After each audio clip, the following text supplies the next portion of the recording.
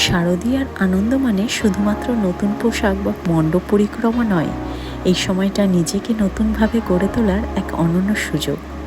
তাই Shivanya creation presents পুজোর সেরা সুন্দরী প্রতিযোগিতায় আমার যাওয়া। যদিও সেখানে শুধু বাহ্যিক সৌন্দর্য প্রদর্শনের বিষয়টাই আমার কাছে বড় নয়, সেখানে আত্মপ্রকাশের এক অভিনব ক্ষেত্র আমি পেয়েছি। আমি ভিন্ন পেশার মানুষ হলেও জীবনের প্রতিটি ধাপে আমি বিশ্বাস করি নতুন কিছু শেখা আর চেষ্টা করার মধ্যে একটা আনন্দ লুকিয়ে থাকে।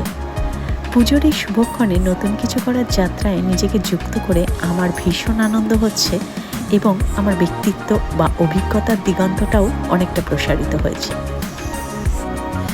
একজন নারী তখনই প্রকৃত সুন্দরী হয়ে ওঠেন যখন তিনি নিজের ওপর বিশ্বাস রাখতে শেখেন, জীবনের প্রতিটি লড়াইয়ে দৃঢ় পা ফেলে এগিয়ে যেতে পারেন আর নিজের আত্মবিশ্বাসকে অন্যদের সামনে প্রেরণা হিসেবে গড়ে তুলতে পারেন।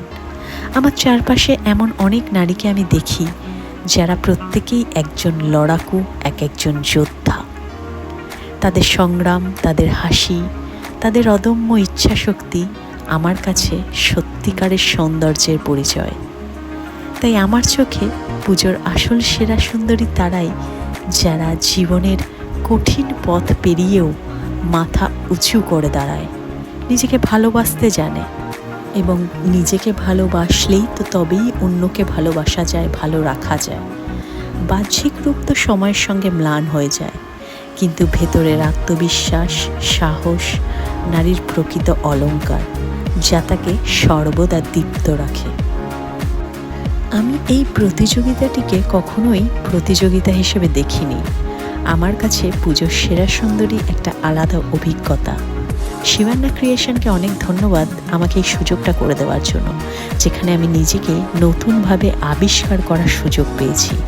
জীবনের প্রতিদিনের কাজের ভিড়ে আমরা অনেক সময়ই নিজেদের ভেতরের শক্তি, সম্ভাবনা আর সৃজনশীলতাকে ভুলে যাই।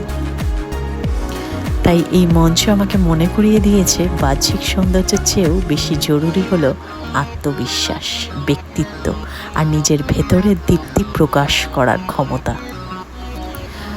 ওখানে যাদের সাথে আলাপ হয়েছে সকলের প্রতি আমার অনেক শ্রদ্ধা ও ভালোবাসা। তারাও প্রতিটি জীবনের যুদ্ধকে জয় করে আজকে এই জায়গায় আসতে পেরেছে।